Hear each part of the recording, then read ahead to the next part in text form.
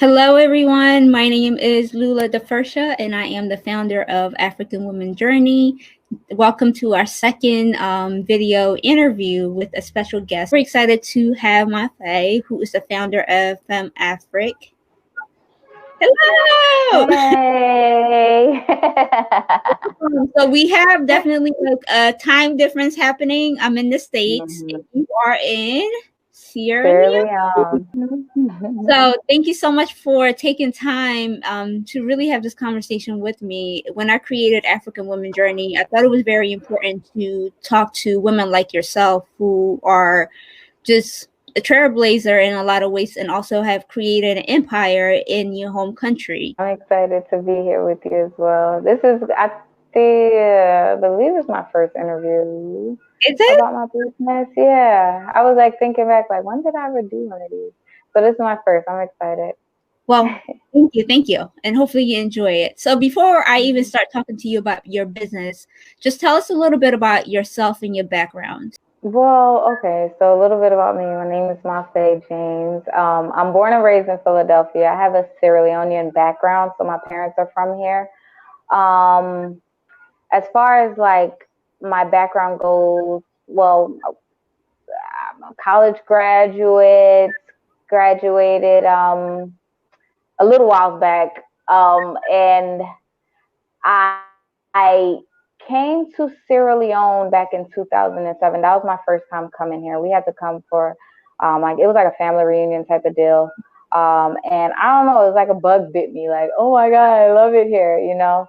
So after that time I came, I just always had this like obsession, like, okay, I want to go work there. I don't know how that's going to work. So like, it was always on my mind to like make it work. So the last semester that I was in college, it just worked out that I ended up getting an internship. I had to do a whole bunch of stuff to make it happen, but the opportunity presented itself. So like, I talked to my advisor, like, hey, I got an opportunity to go to Sierra Leone. How can we make this into a credit? Working for a mining company. So my college degree is in safety sciences, which is like OSHA and EPA, all of that kind of stuff, like workplace hazards and stuff. So the mining company was looking to like have an intern there just to do safety related work in a sense. So yeah, so I worked it out with my department to do the internship and get credit for it. And so that ended up being 2013. Was there for 6 months. And then I came back and I started working. Of course, I always still had Sierra Leone on my mind. But in the meantime, before that, let me also add that I've been doing hair for, I want to say since I was like 12 or 13. And I just always been my thing. I've done hair a lot. Just did all my cousins' hair, all my friends' hair. I was doing it all in college and all of that. So there was that. So anyway, I started working when I left my internship in Philadelphia, in Sierra Leone. I started working in Philly. Let me know if I'm dragging the story along. No, it's very important to know your background and how you got to where you are. So please go. Yeah, I'm piecing it all together for y'all. But yeah, so was doing hair on the weekends or when I get off work, and then, you know, so I was just doing hair all the time, and I just never stopped. And then I remember when crochet braids first came out, that was like something that all my clients wanted to get. Hey, can you do my crochet braids? Hey, can you do? And I remember them being like the easiest thing in the world to do. I'm like, this is like, why are y'all asking me to do this? But I'm not mad at it, you know, like whatever, I'll do it. And so it just got me thinking like I should make my own, like I should start selling them. Like, I don't know, that just was a thought that I had because I just saw that was a move in a sense where like you should have your own product if you're going to be doing it. So I put that in the back of my mind. It wasn't something that I was like all like intentional, like, yeah, I'm going to create this business. And da-da-da. It was just in the back of my mind, like, that's what you should probably do. And this was while you were still in college, or like just? This was like this was like after I was working at this point. So like I said, I put that in the back of my mind. And then what happened? My best friend asked me to come with her to Ghana. And so I was like, all right, if I go there, like I gotta do something. Let me figure something out. Like I don't want to just go there and have fun for whatever reason, even though I should, but whatever. So I was like, all right, just go there and see about like making handmade crochet, see how people like it. Cause I did start seeing it pop up. Like there was like, at that time, that was before like Instagram was super big. But like I would see people on YouTube, they will make them themselves. So I was like, well, I can go get them made, so that cuts out the work for you. So that was the whole point. That was pretty much like the birth of it. I started in Ghana. I just kind of went there with like a little bit of hair, brought it back and like put it in people's hair. They liked it because it blended in with their hair. So like you'll just put like a few braids in the front and then you put the handmade braids in the back and it went seamlessly. So people just started liking them from that. And so I just kind of felt like I was on to something and then decided to go to Sierra Leone finally. That was always the thing for me. Once I started figuring out like, all right, there's a market for it. Went to Sierra Leone, started making them there. And the rest is history. That was 2017, I believe. And yeah, so we're in 2020 now. So you mentioned something which is very important, I think. A lot of times when we are thinking about building a business or kind of finding our purpose or our passion, a lot of times we neglect what we are really good at and we look for something else. It sounds like you knew, obviously you were doing it as a side hustle when you were in college, but also like just on the side when you were working, and then you created something you were really great at to a business, it sounds like, which is super successful. Yeah, that's what it ended up transforming into. Right. Do you think it was very intentional in, like you say, you planted that seed early on, but was it intentional in saying like, this is really what I'm really great at? I can see myself doing this for a long haul or turning into a business, really? That I want to say is like more recently. Cause I've always, it was a side hustle I'm in the in-between. I think we'll get to that eventually. But, at the moment, it for a while it was just kind of like a side hustle, and then I always stuck with doing hair because I was good at it and I liked to do it, and I just was always scared to like go all in with hair because it's just I would like before I would think like, okay, you should just went to cosmetology school, you didn't start off that way, you got a good paying job, you got benefits, so I never really gave it too much of my time. But like as time is progressing, I'm seeing that I kind of look back like, oh man, you should have just went all in back in the day, but I am where I am right now. And I see that, yeah, like this is my thing. I do it well. I love to create. So now I'm really honing in on it and just giving it a lot of my time and energy to give it my best shot. So. Wow. So we jumped a little bit, but walk me through, you went to Ghana, you sold, like, took a little bit hair with you. You saw how successful it was when you brought it back. Walk me through the journey of, okay, this should work in Sierra Leone. And also, what was that moment when you said like, I need to move there? So, I set up a website. That's what I did. Okay. So like, how sometimes like it is with a job, like you got a lot of downtime. So, I mean, sorry, but I would do that at work. Like I would be working on my website, doing little stuff. And, I set it up, started building the brand, made the little Instagram page, like the whole thing. And I started noticing like I was getting sales. So I had an Etsy page, or I have an Etsy page and I have the website. And I started seeing sales coming in. I saw other people selling it. So I was like, you need to sell it too. Or even on top of that, like one thing that you do see a lot is like in Nigeria, like they have a lot of those like hand braided wigs. And for me, what I wanted to be a little bit different was by making sure that you get your order within like a few days versus like, oh, you got to wait a month. Oh, you got to wait 4 weeks or whatever, because it's coming directly from the country over. where it's like I have like a inventory that I store in the US where it gets to you immediately. So that's a little bit of what set me apart. So this is not something new. This is something that people do. It's just not as formal. It's not a brand behind it. There's no, you know what I mean? It's just kind of like a little small thing that some people get into in some respective African countries, as far as like hand braided braids and crochet and wigs and stuff like that.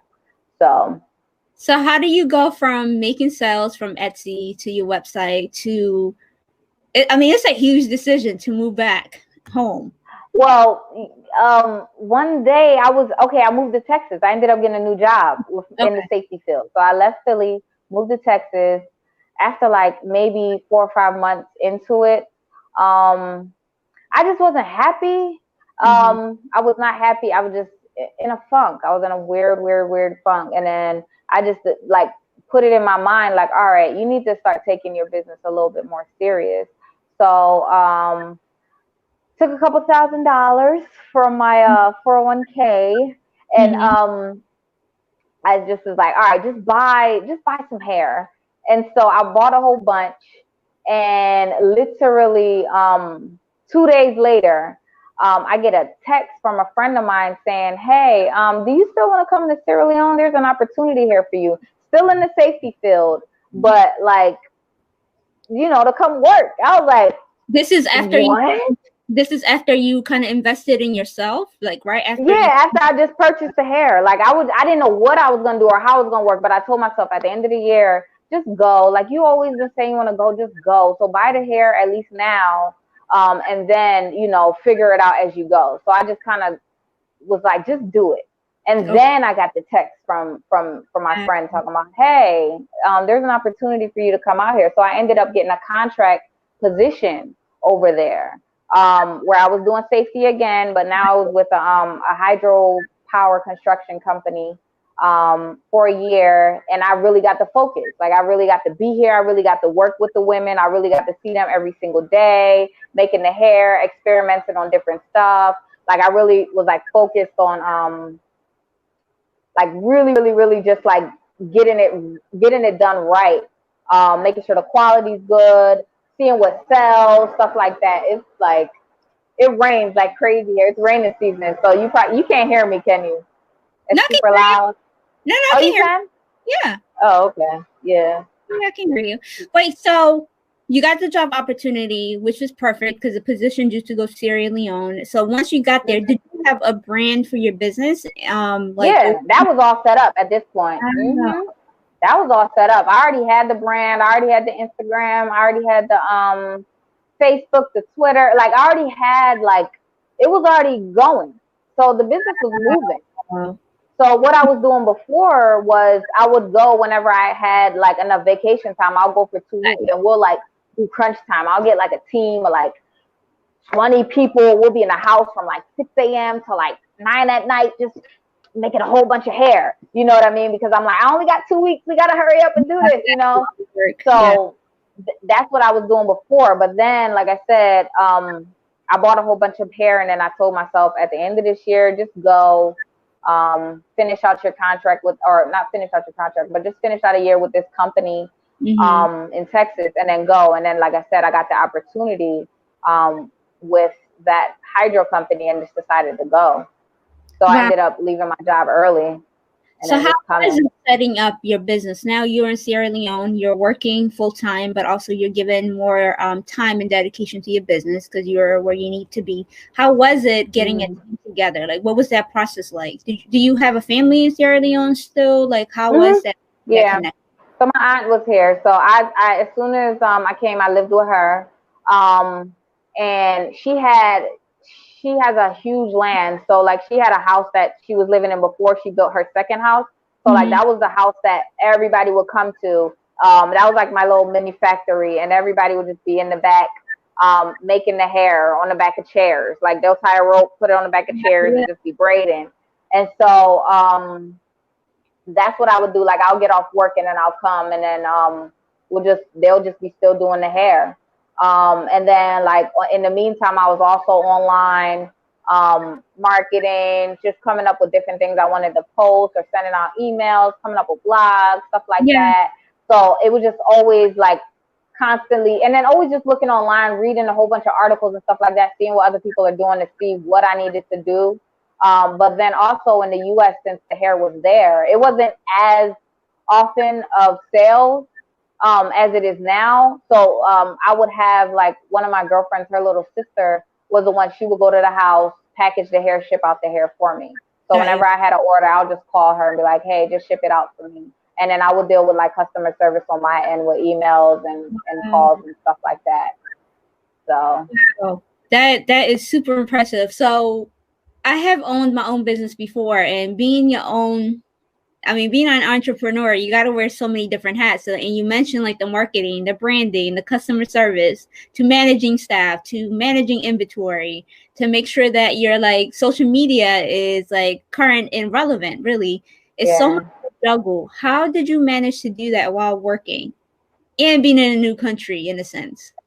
Oh my goodness, it was a lot. It was a whole, and I mean, when you say it like that, that's when I'm like, oh yeah, that seems like a whole bunch of stuff that I was managing. But I was just kind of doing it, you know what I mean? Just in it. And oh, okay, I got some free time at work. I'll be on Instagram and just watching what other people are doing, or like, you know, like you were saying, like staying on top of stuff, or like I'll read something, or a customer will talk about something. I'll be like, oh, that'll be a good blog post. When you get some free time, write that blog post. And just making sure my engagement was up online all the time. So it was like a constant, I just kind of plowed at it. I just did it. I didn't really, I guess I managed it as best as I could. Like I made sure I did my work while I was at work, and then, you know, focus on my business after the fact. Yeah, you definitely learn how to manage both worlds. I have done it. I think if it's something you're passionate about, you always find a way, make a way to make sure it's going really well. So right. Talk a little bit more about your business, because we didn't really get a chance to talk about it. So you were able to build FemAfric, and like tell us a little bit more about the vision and your mission behind it. So it's a crochet braid hairline where we make handmade crochet braids. We have Procy twist, the mini Procy, and then we have our Muna braids, which are like box braids. We started off with like the box braids, which is where we began back in like 2017. But then, like I said, just doing my research and just paying attention to what customers were into, I would mimic that and just make it handmade. And so I work with women in Sierra Leone. Currently, I have a team of 10, and they make the hair. Some of them been there since day one. I want to say 2 of them have been there since day one. And that's pretty much it together. Yeah, this business is established. How long have you, so you said from 2017 until now? Yeah, so about 3 years. 3 years. A little under 3 years. It's still growing. There's still a lot that I want to do to it. I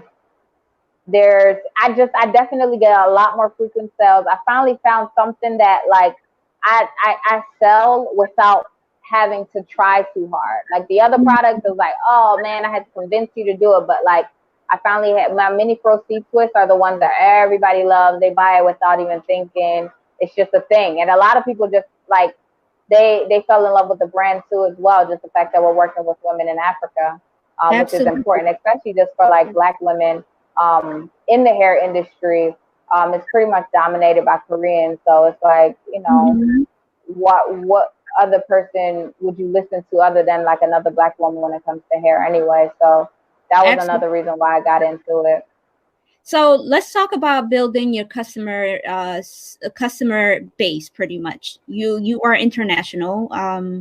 Tell me how you went about building such a successful customer base. And you mentioned earlier some stuff that sells out so easily. Maybe there are a few things that you have to convince others to buy. But when you build a platform or e-commerce, like usually you have to build a relationship with customers to come to you, especially when it comes to hair. That's not something you purchase. What was it in building such a very successful customer base? Well, it started with me, just the fact that I do hair. So I was already installing it on my clients myself, posting pictures, And the fact that I've been doing hair for so long, I kind of function as an expert in a sense. So that helped me a lot. And then taking loads of pictures. And I spent a lot of time on Instagram with Instagram marketing. So that helped me a lot. So like in the beginning, I remember hashtags was a big thing. Oh, you remember you got to put the hashtags on there so people can find you. So that was a huge thing for me, to making sure I had like the right hashtag, relevant stuff.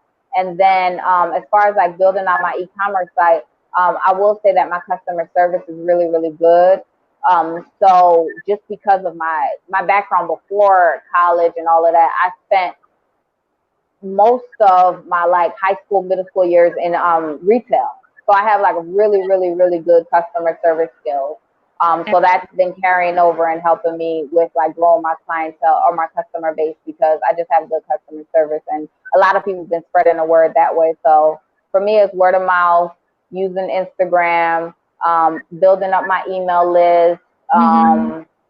And I listen to a whole bunch of podcasts. Like I listen to a whole bunch of those like e-commerce podcasts.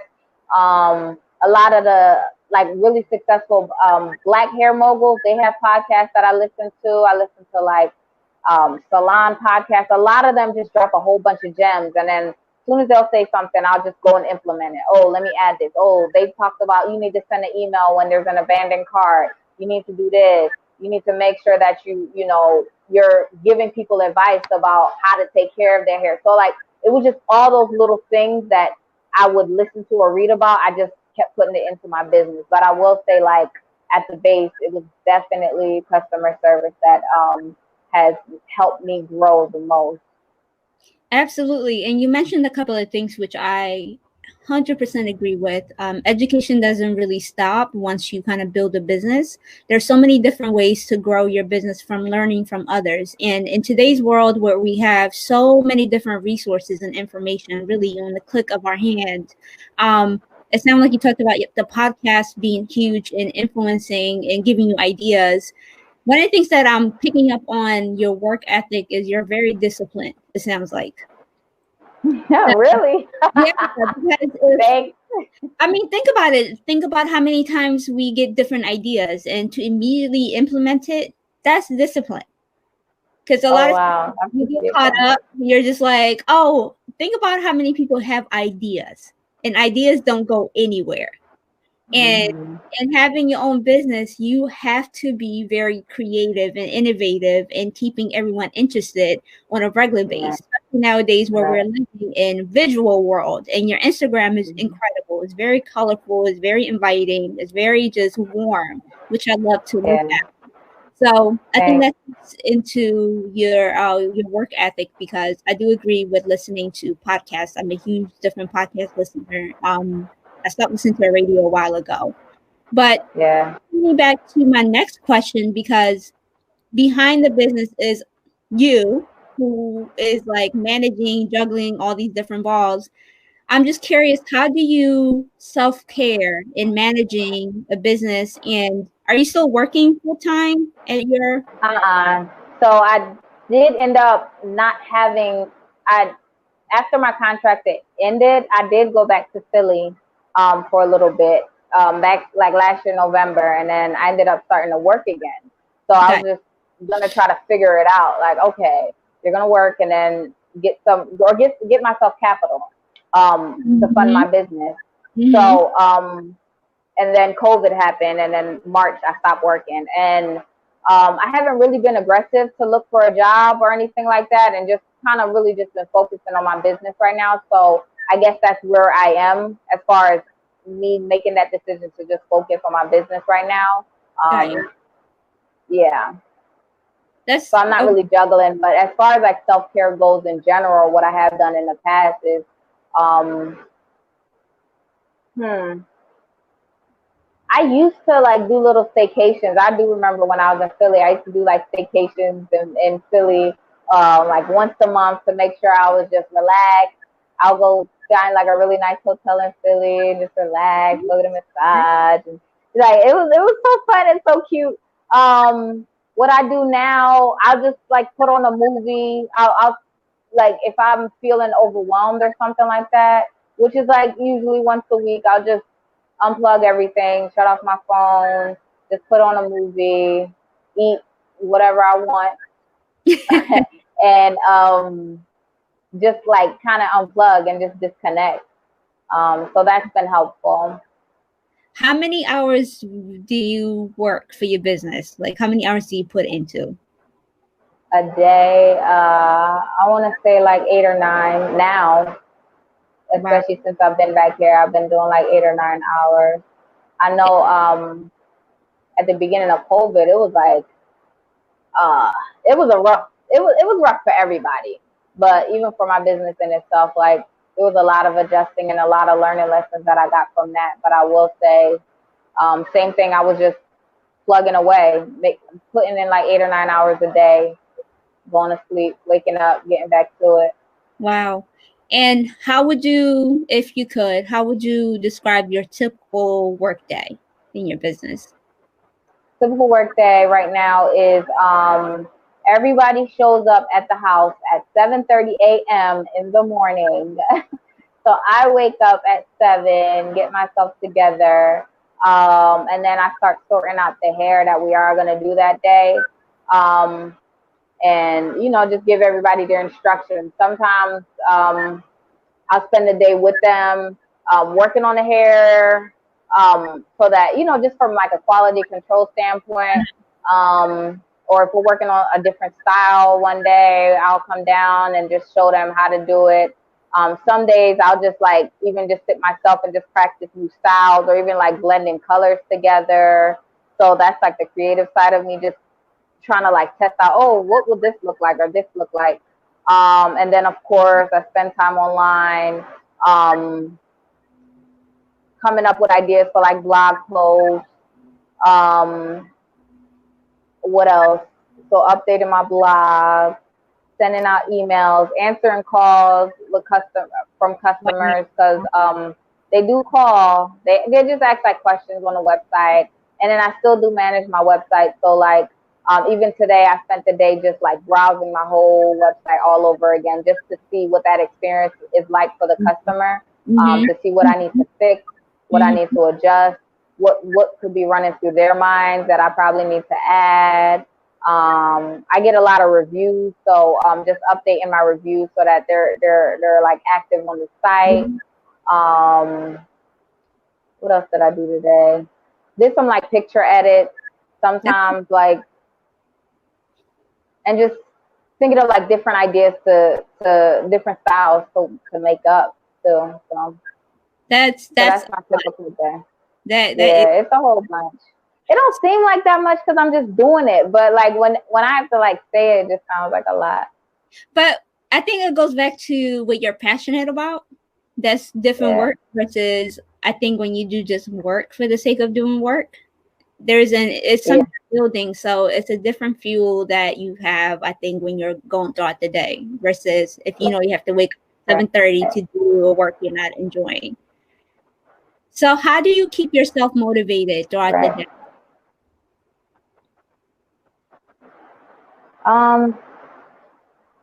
Coffee. My customers, and of course the workers that I have, they keep me motivated too, because they'll come over with their kids and we'll just, I don't know, it's something that like whenever I do reflect, it just makes me excited, like, wow, look at how far you've come. So like that motivates me, because it's like really growing, and I see the potential and I see the opportunity for growth that exists. So I will say that those are like my motivating factors: my customers, my workers, coffee, and coffee. Loads and loads. Well, so what is your greatest like fear, and how do you manage fear? Managing my fears is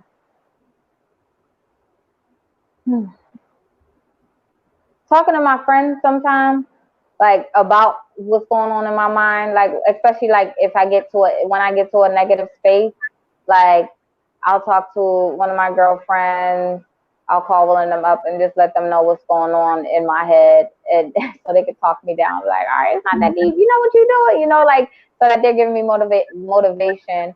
I will say a big fear of mine is not keeping up with demand, which is something that is extremely. That was a huge challenge that I finally faced when COVID happened, because at the onset of COVID, there was a spike in online sales for everybody that has an online platform. Right. So I ran out of here even before COVID happened. So I was like already planning on going back to Sierra Leone. And then I was like a little hesitant, like, no, don't go back. You know, you got to be careful, see what's going on. Because there was stuff going on in the news here about how they were quarantining people and this, that. So I was like, no, maybe you should wait. And then they just shut the borders down. And so like that shut down my supply of hair because it was already sold out. And, or certain select colors, like the best sellers were sold out. Right. So, as of right now, I'm using airplanes to bring my hair over to restock my inventory. So when they shut the borders down, I had to figure it out. So for the most part, it was depressing, like super depressing. Because I'm like, what is happening? Like I can't do anything. And then I just kind of laid in bed for like a week, and then just decided like, all right, you know what, just go back to the basics. So like I started making it myself. Like it was obviously I couldn't keep up with the demand that I'm used to because I have like a large volume, but I did communicate to my customers what was going on, and they still wanted to support. So that demand started increasing. Then I started teaching two of my girlfriends, their little sisters, how to do it. And so like I had like a little mini team of Phillies that was like helping me out till I was able to get back. And then I finally, as soon as they opened the borders, I just came right back and just got right back into it. I can't imagine. Yeah. It was a little rough. So that was a big thing for me as far as like a fear. And managing that fear was just kind of like keeping myself positive. Like I did have my moment, which was fine, but just looking at the bright side of it and just looking at the end goal, like, all right, this is gonna end soon. Staying up with the news just to see what was going on, to make sure that I was being optimistic. And then I finally got to come back and get back started. Wow. So how long were you in the States before you finally you went back? When did the borders open up? July 22nd. I came on the second flight. So the second flight was on the 31st or the 30th. Got you. So it's been like, what, 3 weeks since I've been here. And how have you communicated with your employees in Sierra Leone while you were in the States and the changes that were occurring? How did you even manage, like, your staff? We just used to talk on WhatsApp just to see how everybody was doing, just checking in on everybody because we obviously shut everything down. So just checking in, being able to send what I can because there was still money coming in. A lot less, but it was still enough where I can be like, okay, here, like, hold on to this until I can get back, and then we can actually start working. So, yeah.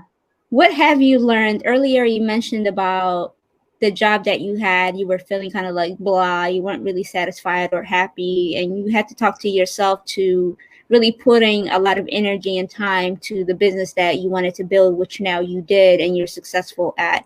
When you look back to that Mafei from 3, 4, 5 years ago, where would you see has like grown from where you were to where you are now?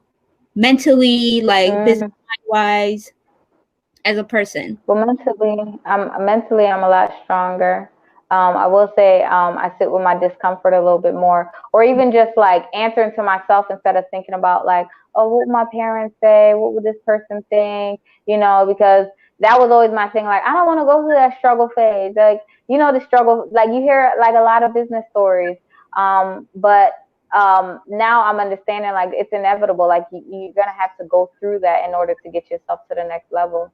So I'm open to it now. Before I wasn't open to it. So I will say that's definitely something that has changed for me. And then just sitting with that discomfort, because there's a lot of stuff to learn there. I don't like sitting in it, but there's a lot to learn there.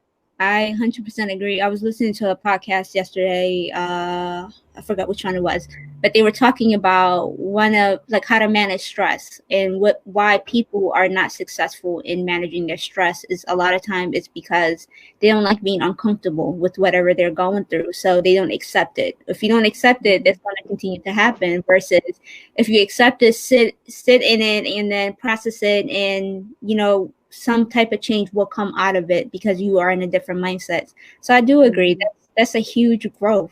Congratulations on that. Yeah, it was major. The whole resistance thing. It's like the more you resist, the more it grows. And I would resist, and I'm like, I don't want it. I don't. But then the moment you accept it and just, your truth is your truth. Like, you can't run from it. Like, as much as you want to. Right. But it's your truth. So what advice would you give to other aspiring entrepreneurs who are either starting or in the midst of being in that discomfort, the struggle, which we all hate, but you have to go through it?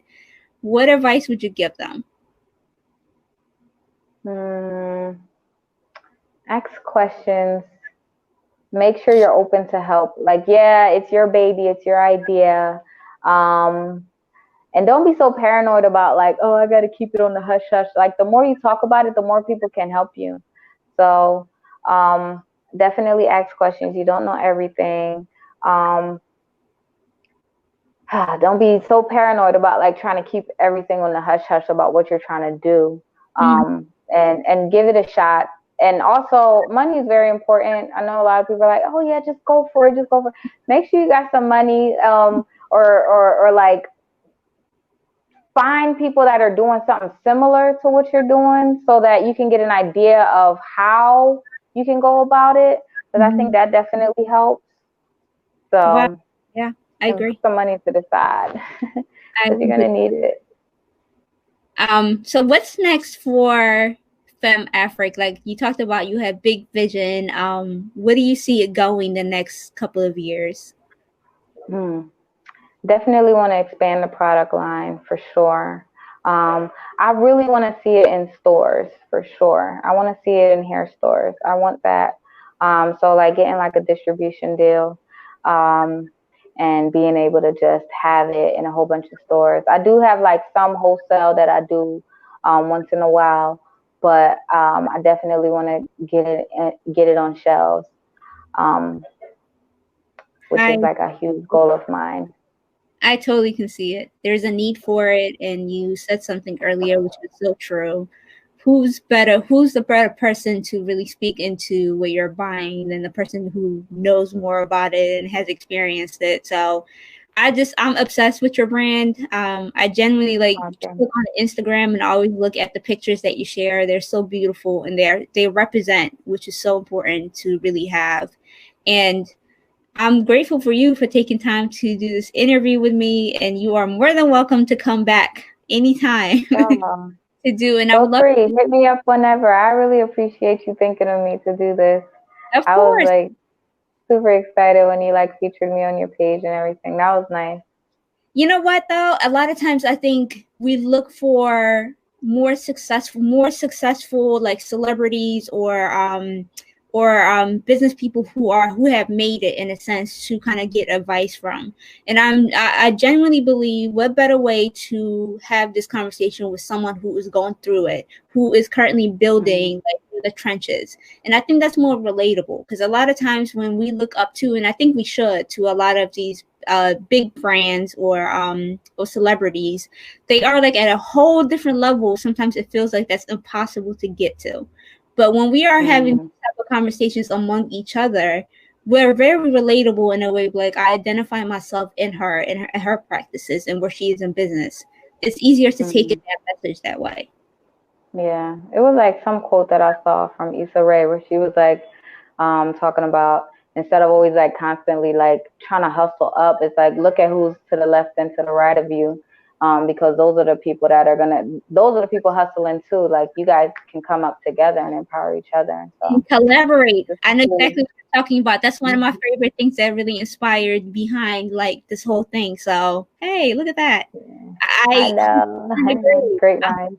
I agree. Collaboration across is key in the success. And I think looking into your peers, what you said earlier about talk about it, your ideas, and talk about it, because it will come to life. I think sometimes when we keep things in our head, you tend to kind of talk yourself out of from implementing it. So I 100%. You're not giving it light. You're not giving it light. It's sitting in the dark. It needs to grow. So amen to that. Well, thank you so much for joining me today. We'll be back with more and more interviews. If you have other people that you think I should interview, please let me know. I would love to reach out to honestly different incredible African women who are building an empire within our own cities, countries, and all across the globe. So thank you so much for joining me today. And thank you everyone for watching. We'll be back soon.